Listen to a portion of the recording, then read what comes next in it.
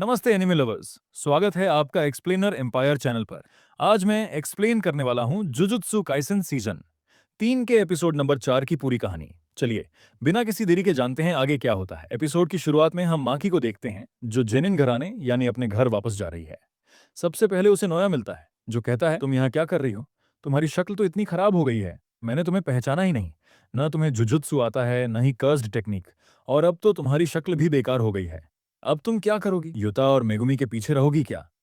माकी उसे इग्नोर करके आगे बढ़ जाती है और अंडरग्राउंड वेयरहाउस की तरफ जाने लगती है, जहां सारे कर्स्ड टूल्स रखे हुए थे।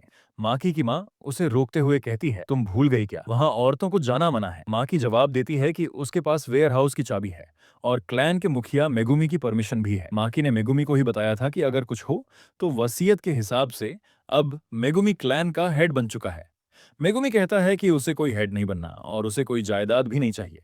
माकी उसे समझाती है, जुजुत्सु के 3 बड़े घरानों में से जेनिन घराने का हेड बनने से हमें ऊपर की सारी खबरें पता चलती रहेंगी। मेगुमी कहता है, मेरी जगह तुम हेड बन जाओ। माकी जवाब देती है, वो लोग मुझे कभी भी एक्सेप्ट नहीं करेंगे। तुम्हारे पास क्लैन की टेक्निक है और तुम्हें डोमेन बनाना भी आता है, मैं इस लायक नहीं हूं। खैर, माकी की माँ उसे बहुत सुनाती है, पर माकी उसकी नहीं सुनती और वेयर हाउस का दरवाजा खोल देती है। अंदर जाकर उसे अपना पिता ओखी दिखता है, वह शॉक हो जाती है। दूसरी तरफ जिंजी नोया से बात करता है कि मेगुमी फैमिली का हेड बनने के लिए बेहतर चॉइस है, क्योंकि उसका संबंध गोजो क्लैन और कामो क्लैन से अच्छा है। लेकिन ये लोग मेगुमी से सारी जायदाद नहीं हड़पने दे सकते, मेगुमी को सीधे मार भी नहीं सकते, क्योंकि ऐसा करने से गोजो क्लैन और कामो क्लैन उनके खिलाफ हो जाएंगे। लेकिन जुजुत्सु हायर अप्स ने सबको नोटिस दिया है कि कोई भी गोजो को आजाद करने का सोचेगा भी नहीं, इसे क्राइम माना जाएगा। हम लोग इसी चीज का फायदा उठाएंगे। हम मेगुमी और माकी को मार देंगे और सब लोगों से कह देंगे कि ये गोजो को आजाद करने वाले थे। नोया कहता है, प्लान तो अच्छा है, लेकिन इसमें अंकल ओगी की बेटी मारी जाएगी। जिंजी बताता है, ये प्लान ओगी ने ही बनाया है। इधर वेयर हाउस में माकी को उसका पिता ओगी मिलता है, जिसने पहले ही सारे कर्स्ड टूल्स गायब कर दिए थे। उसने माकी की बहन माई को भी मार दिया है। माकी अब एक कर्स्ड टूल कर्स्ड बोन्स नाम का लेके आगे बढ़ती है, जो जूझो ने बनाया था। वह ड्रैगन बोन से ओगी पर हमला करती है, लेकिन ओगी अपनी कर्स्ड टेक्निक से माकी पर एक स्लैश मार देता है। ओगी कहता है, तुम्हें पता है मुझे जेनिन घराने का हेड क्यों नहीं बनाया गया? सिर्फ तुम दोनों लड़कियों की वजह से। तुम दोनों किसी काम की नहीं हो और मेरे सिर पर बदनामी का दाग लग गया। वरना जुजुत्सु में तो मैं भी अपने भाई से कम नहीं था, लेकिन उसकी 2 निकम्मी बेटियां थीं। ओगी अब दोनों को एक चैम्बर में लाकर पटक देता है और बताता है, यहाँ पर कर्स्ड स्पिरिट्स 1 से 2 से नीचे के लेवल की भरी हुई है, जो जल्द ही तुम्हें खा जाएंगी। फिर वह अलविदा कहकर चला जाता है। माई रेंगते हुए माकी के पास आती है और देखती है कि उसकी दिल की धड़कन अभी भी चल रही है। फिर वह माकी को कमजोर होकर सांस देने लगती है। माकी की आंखें एक ड्रीम जैसी जगह में खुलती हैं, जैसे उसे किसी ने डूबने से बचा लिया हो। माई अपनी कर्स्ड एनर्जी से कुछ भी बना सकती है, पर उसकी कर्स्ड एनर्जी इतनी कम है कि वह दिन भर में सिर्फ एक बुलेट ही बना पाती है। माई माकी से कहती है, मैं तुम्हें कुछ बना कर दूंगी, लेकिन इसमें मेरी जान चली जाएगी। माकी को कुछ समझ नहीं आता और वह माई को रोकने को कहती है। माई अब बताती है कि दोनों का जुड़वा होना ही माकी की कमजोरी का कारण है। माकी के पास हेवनली रेस्ट्रिक्शन तो है, लेकिन फिर भी वह कभी भी तोजी जितनी पावरफुल नहीं बन सकती, क्योंकि जुजुत्सु की दुनिया में जुड़वा लोगों को एक ही इंसान माना जाता है। माई के पास कर्स्ड टेक्निक है, इसलिए माकी को हेवनली रेस्ट्रिक्शन का पूरा फायदा नहीं मिल रहा है। लेकिन अगर माई मर गई तो वह अपनी साथ अपनी कर्स्ड टेक्निक भी ले जाएगी, जिससे माकी को हेवनली रेस्ट्रिक्शन का पूरा फायदा मिलेगा। माई माकी को कुछ देते हुए कहती है, एक वादा करो, सब कुछ तबाह कर देना। माकी होश में आती है और देखती है कि माई मर चुकी है। माई ने उसके लिए एक स्पेशल कटाना छोड़ दी थी, जिससे माकी किसी भी इंसान के सोल पर डायरेक्ट अटैक कर सकती है। माकी अब अपनी बहन की मौत पर रोने लगती है और उन्हें कर्स्ड स्पिरिट्स ने घेर लिया था। इधर ओगी को महसूस होता है कि किसी ने सारी कर्स्ड स्पिरिट्स को मार दिया है। उसे वैसा ही डर लगने लगता है जैसा कभी तोजी से लगता था। वह अब अपनी कर्ज टेक्निक एक्टिवेट करता है और लड़ने को तैयार हो जाता है, लेकिन माकी उसे बिजली की तेजी से खत्म कर देती है, उसी तलवार से जो माई उसके लिए छोड़कर गई थी। जेनिन क्लैन में अब खतरे की घंटी बजने लगती है। रंटा, जिंजी और नोया को आकर बताता है कि माकी अब पागल हो गई है और उसने ओगी को मार दिया है। माकी से निपटने के लिए कुकुरु यूनिट को भेजा जाता है, जिसमें ऐसे लड़के हैं जिनके पास कोई कर्स टेक्निक नहीं होती, पर ये मार्शल आर्ट्स में माहिर होते हैं। इनके कैप्टन को लग रहा था कि माकी ने ओगी को नींद में मार दिया होगा।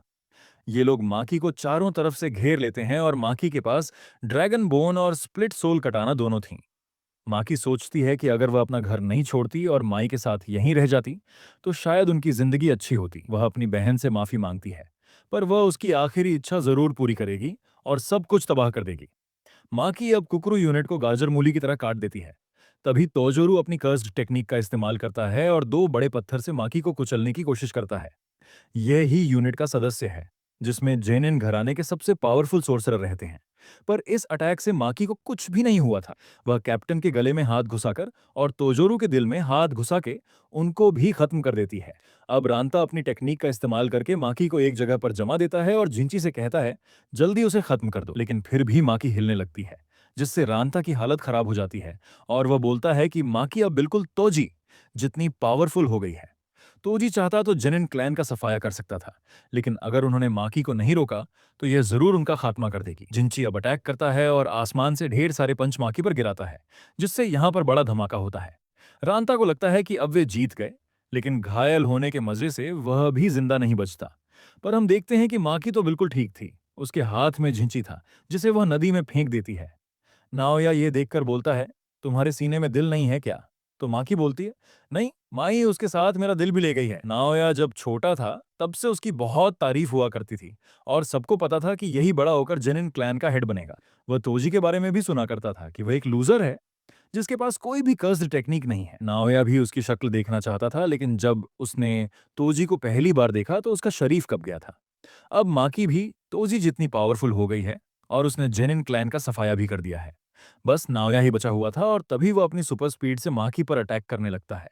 माकी उसकी मूवमेंट्स को गिनने लगती है। नाओया कहता है, कमजोर को ताकतवर के बारे में हमेशा पता रहना चाहिए और तोजी को किसी ने समझा है तो वह मैं हूं और गोजो, लेकिन तुम तोजी नहीं हो। वह अपनी सुपर स्पीड से माकी को मारने लगता है और अपनी स्पीड बढ़ाते ही जा रहा था। वह अपनी सुपरसोनिक स्पीड से माकी पर अटैक करने वाला था, जिससे एक बार में माकी का नामो निशान मिट जाए। माकी अब इस अटैक को अपने ऊपर लेने को तैयार हो जाती है। इससे उसकी हड्डियां टूट जाएंगी, लेकिन नाओया रुक जाएगा। नाओया इसे समझ जाता है और अटैक करने की जगह उसे टच कर देता है। नाओया जिसे भी टच कर देता है उसको उसका 24 एफपीएस वाला रूल फॉलो करना पड़ता है। ऐसा न करने पर वह एक सेकंड के लिए फ्रीज हो जाता है। नाओया को लगता है कि माँ की फ्रीज हो गई है और वह उसको खत्म करने वाला था, लेकिन माँ की पलट जाती है और बोलती है कि वह 24 एफपीएस वाला रूल फॉलो कर रही है। अपनी नई बॉडी के मजे से वह नाओया की टेक्निक समझ गई थी कि वह एक समय में 24 मूवमेंट्स करता है। वह घूमकर उसके मुंह पर एक मुक्का मारती है, जिससे नाओया के चेहरे की सारी हड्डियां चूर चूर हो जाती हैं। अब सिर्फ माकी की माँ ही बची थी और वह उसे घर में जाकर काट मार देती है। हम देखते हैं कि नाओया किसी तरह जिंदा बचा हुआ था, लेकिन पीछे से माकी की माँ आकर उसे चाकू घुसा देती है और दोनों खत्म हो जाते हैं। आखिर में वह सोचती है कि वह खुशकिस्मत है, उसने उन दोनों लड़कियों को जन्म दिया। माकी अब माई की बॉडी लेकर यहाँ से जाने लगती है। तभी यहाँ पर मोमो रोते हुए आ जाती है और बोलती है कि उसने देर कर दी। माकी अब माई की बॉडी उसे दे देती है। मोमो माकी से पूछती है कि अब वह क्या करेगी, मगर माकी कोई जवाब नहीं देती। बाद में हमें पता चलता है कि माकी ने जेनिन क्लैन के सारे सदस्यों को मार दिया और किसी को भी पता नहीं चलता कि यह काम माकी ने किया है। और तो और गोजो क्लैन और कमो क्लैन भी जेनिन क्लैन को हटाने का प्रस्ताव रखते हैं, लेकिन आखिरी फैसला जूजुत्सु हेडक्वार्टर्स को करना है। और ये एपिसोड यहाँ पर एंड हो जाता है। तो दोस्तों, आई होप मैंने यहाँ पर सब कुछ अच्छे से एक्सप्लेन कर दिया है। ये एपिसोड बहुत ही कमाल का था, लेकिन अगला एपिसोड थोड़ा इमोशनल होने वाला है और साथ में हकारी की भी एंट्री होगी। तो अगला एपिसोड बिल्कुल भी मिस मत करिएगा और कमेंट में यह भी बता दीजिए कि यह एपिसोड आपको कैसा लगा। और अगर आप हमारे चैनल पर नए हैं तो सब्सक्राइब बटन दबाकर बेल आइकन भी दबा देना। तब तक के लिए बाय बाय।